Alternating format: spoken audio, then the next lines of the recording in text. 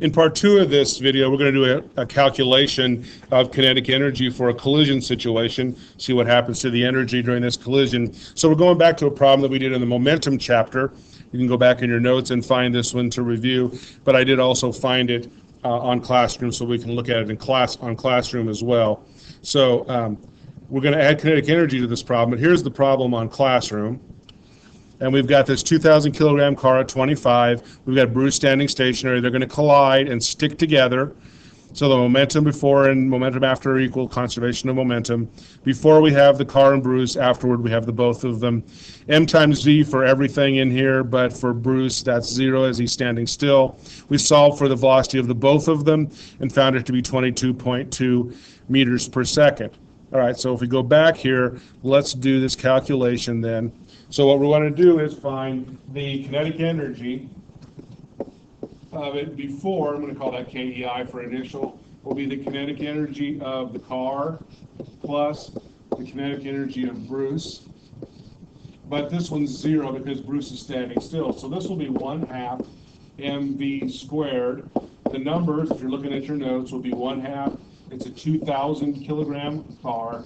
It's going at 25 meters per second, and that's squared. Now, I did not get my calculations done ahead of time, so if you get your calculator out and calculate along with me, we've got 0.5 times 2,000 times 25 times 25. And that works out 625,000 joules of energy. Okay, so that is the kinetic energy initial. So the kinetic energy final will just be the kinetic energy of the both of them stuck together, which will be 1/2 mv squared, but this time this is for both together. So the difference here is this is 1/2. The mass is 2,250 kilograms, which is the mass of the car and Bruce together, and this one's 22.2 meters per second, and that's squared. So again, get your calculator out and calculate along with me. We've got 0.5 times 2250 times 22.2 times 22.2, and I get 554,000 joules. All right, so initially, when the car was driving by itself, we had a total of 625,000 joules of energy in the system.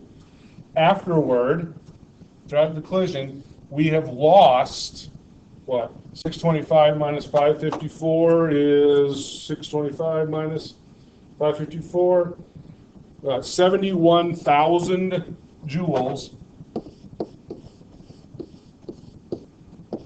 are lost. So where do they go? Because they're not accounted for anywhere in this problem, and the answer is they've been lost to the collision. So they go into deforming metal, breaking bones, breaking glass. There's some heat produced, there's some sound produced. So we do not assume that the kinetic energy is conserved in these crashes unless we are told it's a perfectly elastic collision. This one is not. If it were perfectly elastic, we would get the same number for both of these. Also, by the way, if it were perfectly inelastic, this one would be a value and this one would be 0. That means all of the energy is lost into some other form. All right, so the next part, we're going to apply the collisions to this situation of football.